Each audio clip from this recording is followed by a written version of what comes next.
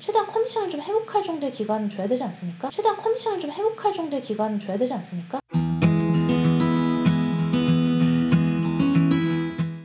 안녕하세요. 입시 읽어주는 여자입니다.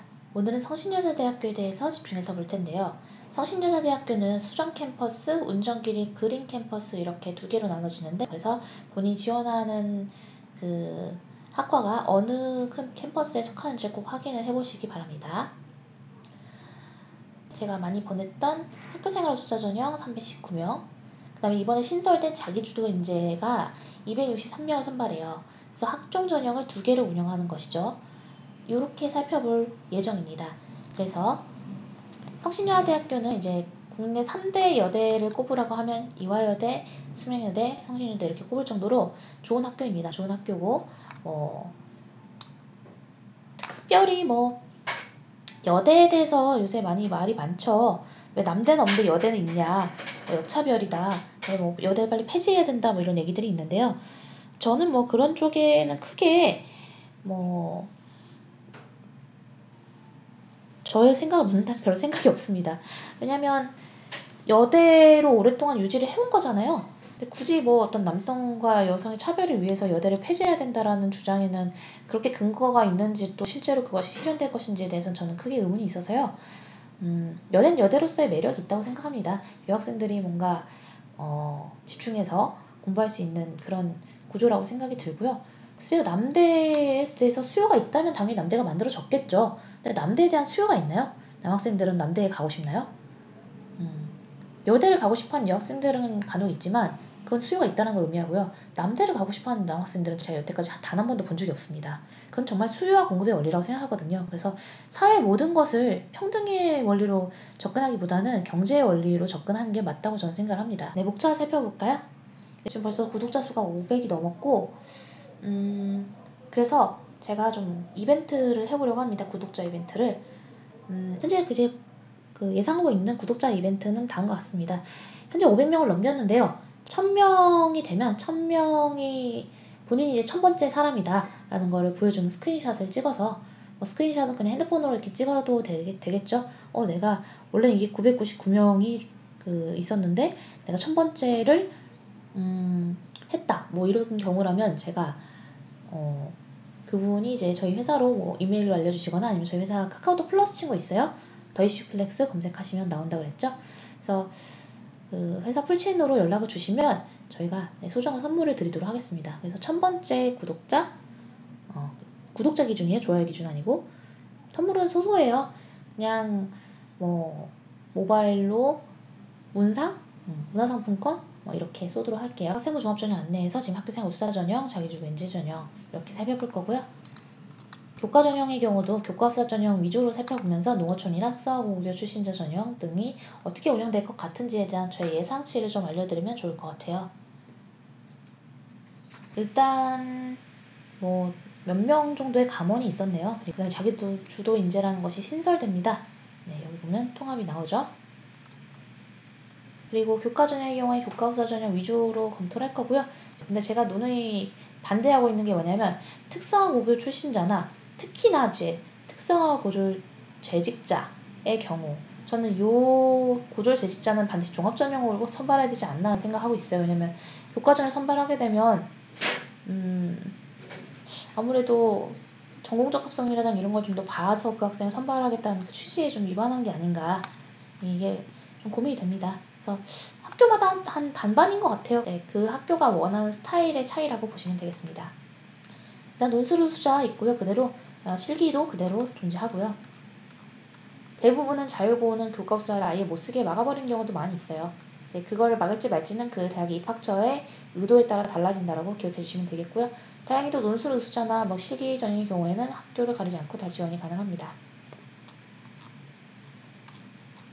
전형 방법은 학교생활 우수자는 최저가 없어요.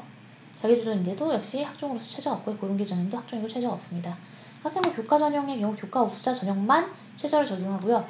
그러니까 평가의 방식이나 줄을 세우는 순서는 비슷하지만 추론 최저를 적용한다 안 적용한다에 큰 차이가 있으니까 그 점을 꼭 체크하시는 게 좋겠습니다. 논술 우수자 전형도 최저가 적용되니까요. 이 점도 꼭 기억해 주시길 바랄게요. 국어, 영어, 수학, 탐구 4개 영역 기준으로 탐구 영역 선택 시에는 상위 한 과목만 반영한다는 전제에서 인문계열의 경우 3개 영역 등급가 7 이내, 자연계열의 경우 3개 영역 등급 8 이내를 요구하고 있습니다. 굉장히 까다롭죠? 네, 전형별 모집 인원 살펴볼게요. 논술우사 전형과 자기주도 인재의 인원수가 적절히 비슷하다라는 게 캐치되는 내용 중에 하나이고요. 그리고 고른계 전형을 선발하지 않는 학과가 있다는 거 꼭 보셔야 될 것 같습니다. 네, 그래서 학교생활 우수자와 자기주도 인재는 뭐가 다른 건지 그 부분을 보는 게 맞을 것 같고요. 인원수는 오히려 거의 비슷한 정도라서 특별하게 뭐 어떤 의도가 반영되고 이런 정도로는 보이지 않았어요. 그래서 저는 차라리 9월 말에 논술고사 보는 것에 대해서 매우 긍정적으로 생각합니다. 다른 학교도 좀 이런 식으로 했으면 좋겠어요. 최종적인 합격은 수능이 끝나고 수능 점수가 나오기 전인 11월 29일입니다. 그리고 학생부 종합전형 안내를 살펴볼 건데요. 그래서 제가 입결을 알려드릴 거지만 예측치는 그것보다 한 0.2점 정도는 전체적으로 내신이 올라갈 거라는 거를 반드시 염두에 두고 써주셔야 할 것 같습니다. 그리고 지금 글로벌 의과학과라는 학과가 좀 눈에 들어오네요. 6명 선발하는데요. 우리가 이제 성균관대 보면서 바이오메디컬 공학과 이제 쭉 살펴봤잖아요. 최근에 의공학, 의과학 쪽이 뜨고 있는 추세니까 좀 관심 있는 학생들은 이쪽도 한번 고려해봐도 좋을 것 같아요.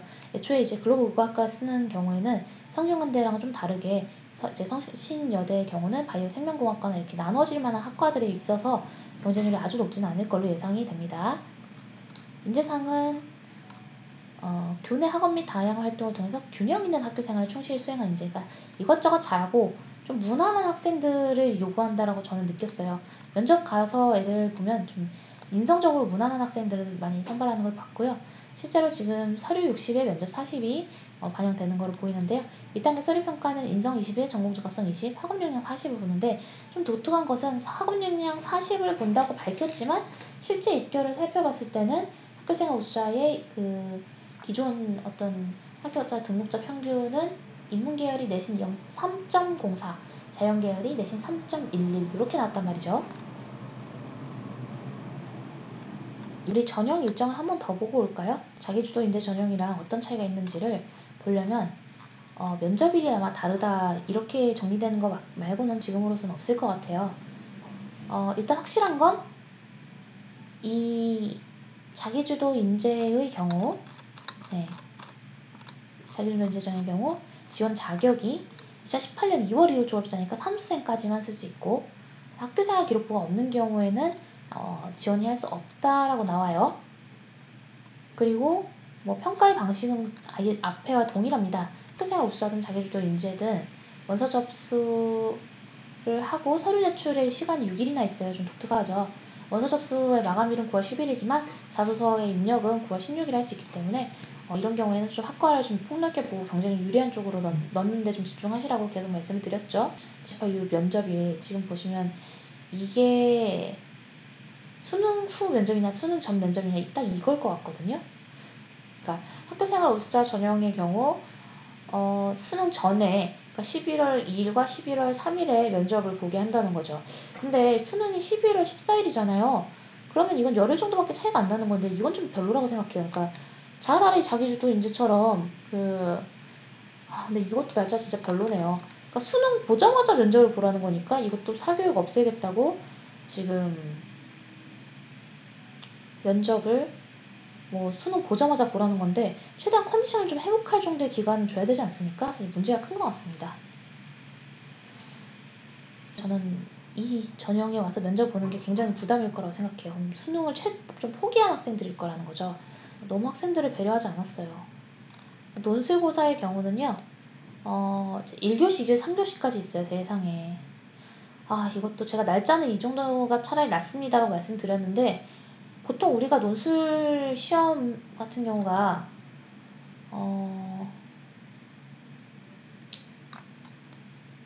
이건 이제 이거인 것 같네요. 그러니까 본인이 1교시다, 2교시다.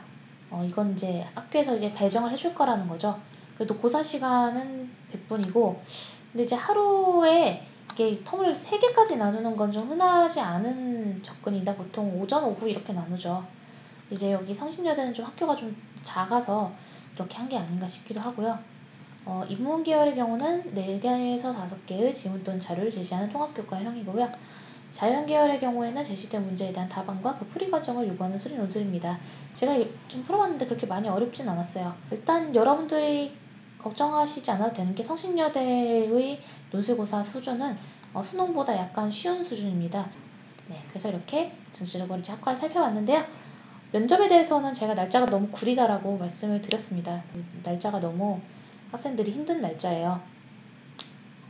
네, 다음 연도에는 대학들이 저의 어떤 요청이나 비난까지는 아니죠. 비판을 좀 받아들여서 날짜를 좀 학생들을 배려해서 수능 보고 일주일 후로 잡던가 이렇게 좀 배려해 주셔야 될 것 같습니다.